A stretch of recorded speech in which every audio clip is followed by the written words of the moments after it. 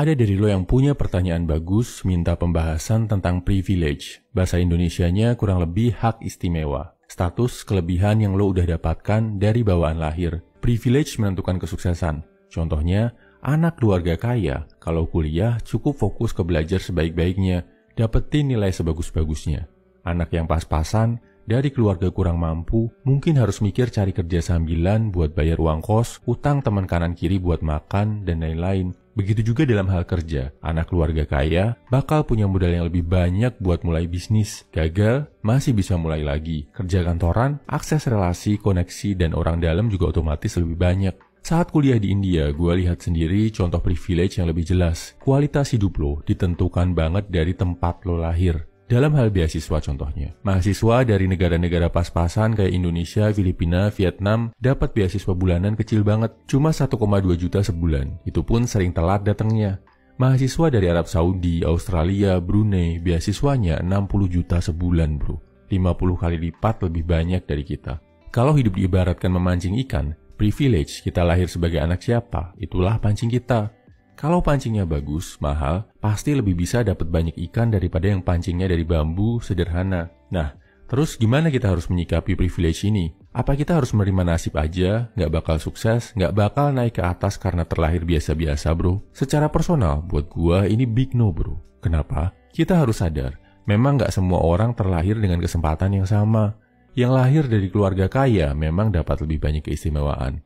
Peluang untuk sukses dalam hidup lebih besar, tapi bukan berarti karena kita tidak lahir dari keluarga kaya, hidup kita akan mentok di situ-situ aja. Mungkin kita nggak terlahir sebagai anak dari keluarga dengan status sosial yang spesial. Tapi yang wajib lo tahu bro, Tuhan mungkin kasih anugerah lo dalam bentuk lain. Mungkin otak yang lebih cemerlang, badan yang lebih sehat, atau mental yang tahan banting, yang dibentuk dari lingkungan yang keras. Lo juga bisa kok naik ke atas, bahkan jadi lebih sukses dari orang-orang yang punya privilege.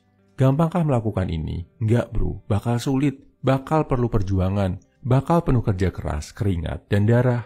Tapi mungkin nggak? Mungkin banget. Tinggal lo mau berjuang atau enggak? Ataukah lo memilih lebih menyerah pada kenyataan semu dan pakai alasan privilege buat nggak berjuang? Mau contoh anak yang lahir dari keluarga pas-pasan tapi berhasil naik ke jajaran teratas? Presiden Soeharto, Cristiano Ronaldo, Shah Rukh Khan, Roman Abramovich cuma satu dari sederet contoh ini. Memang gak akan gampang, gak akan semudah kalau lo lahir sebagai anak konglomerat. Tapi lo bisa sukses bro. Ibaratnya pancing dan ikan tadi.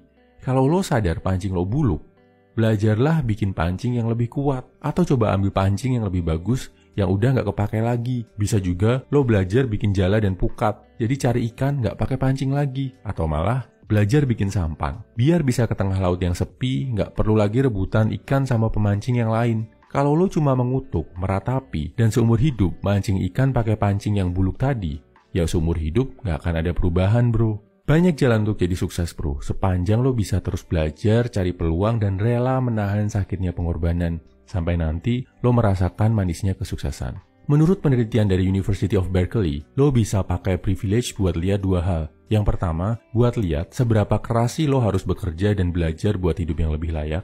Yang kedua, buat bersyukur. Mensyukuri pencapaian yang udah lo raih selama ini, biar perjuangan terasa indah. Gak selamanya yang pancingnya bagus bakal dapet ikan lebih banyak. Gak selamanya yang beasiswanya lebih besar bakal lulus dengan nilai lebih bagus. Gak selamanya yang sepatunya paling mahal bakal lebih jago main bola. Dan gak selamanya juga lo akan terus berkubang di tempat yang sama. Sadari posisi lo, bersyukur, dan tentukan strategi. Dilanjutkan dengan kerja keras dan belajar, dilakukan dengan disiplin dan pantang menyerah. Pengorbanan lo gak akan sia-sia bro. Semangat!